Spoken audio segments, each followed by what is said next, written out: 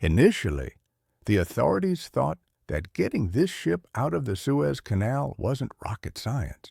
With the help of a few tugboats, they believed the canal's traffic could be restored in just a few hours. But the situation became serious when even tugboats with 3-ton pulling power couldn't move the ship even an inch.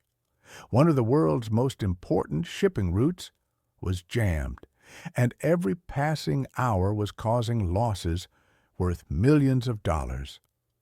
Overnight, rescue experts were called in. Dozens of excavators were brought in too, but in front of this massive vessel, all of that seemed like a joke. After 6 days of trying everything possible, when everyone had almost given up hope, nature came into play. Yes, the same natural force that had trapped the world's biggest evergreen ship ended up freeing it. But how? On March 23, 2021, this cargo vessel was in the headlines worldwide.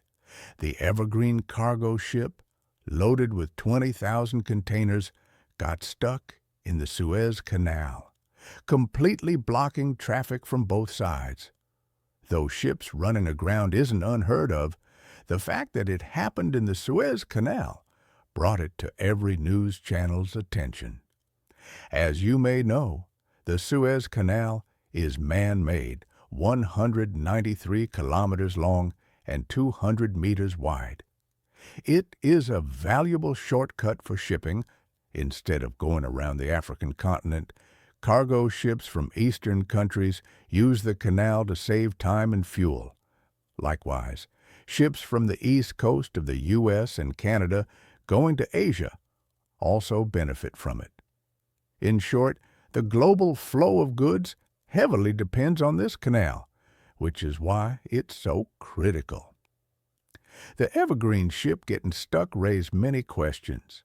News outlets debated how such a massive ship could get stuck and what would happen to global supply chains if it wasn't dislodged in time.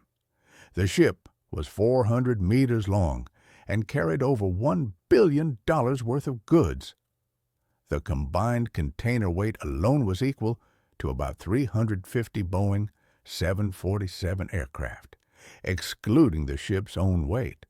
Yes, since the Suez Canal isn't very deep, ships tend to stay centered where the water is slightly deeper.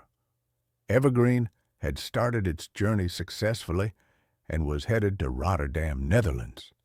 Normally, the Suez Canal is crossed early in the morning when weather conditions are calm, but that day, strong winds and a sandstorm were forecast, leading many ships to avoid the canal. However, the Evergreen's captain decided to proceed, possibly due to financial pressure. In the shipping industry, timely arrival is crucial because future bookings depend on it. If a ship is delayed, it risks cancellations and financial losses. Satellite views make the canal look straight and simple, but navigating it is not. At 7 a.m., when the captain entered the canal, strong winds began from the side, not dangerous, but significant in such a narrow channel. Big cargo ships can't easily turn left or right.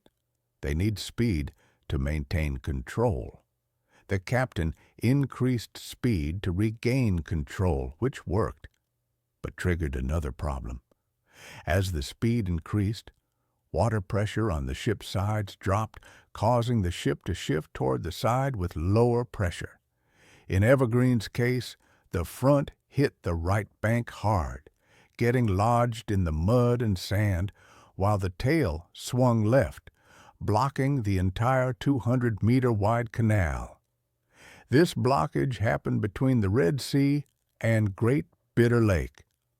Around 70 ships normally pass through the canal each day, but due to the COVID-19 pandemic, traffic was already higher than usual. On the first day alone, more than 100 ships lined up in the Red Sea and Great Bitter Lake.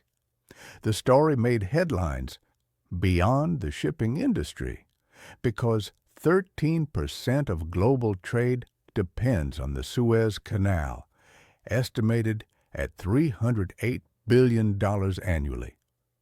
Back at the blockage site, efforts were underway to free the ship, which was deeply lodged in mud. Excavators were brought in to remove the earth around the ship, but they looked like toys next to this giant vessel. After 6 days of failure, with around 450 ships stuck in the Red Sea, international pressure mounted on the Canal Authority and ship owners. They decided to begin offloading the ship to reduce its weight, a process that could have taken 10 to 15 more days. Then nature intervened. On March 28th, a supermoon was expected.